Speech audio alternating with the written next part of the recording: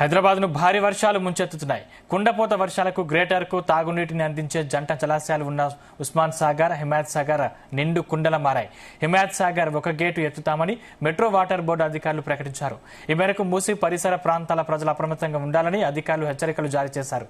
Himayat Sagar full tank level 1763 అడుగులు కాగా ప్రస్తుతం 1.762 అడుగులకు చేరింది. ఇక Osman Sagar full tank level 1.790 అడుగులు కాగా ప్రస్తుతం 1.782 అడుగులకు చేరింది. జలాశయంలోకి ఇంకా వరద నీరు వస్తున్నట్లు అధికారులు తెలిపారు.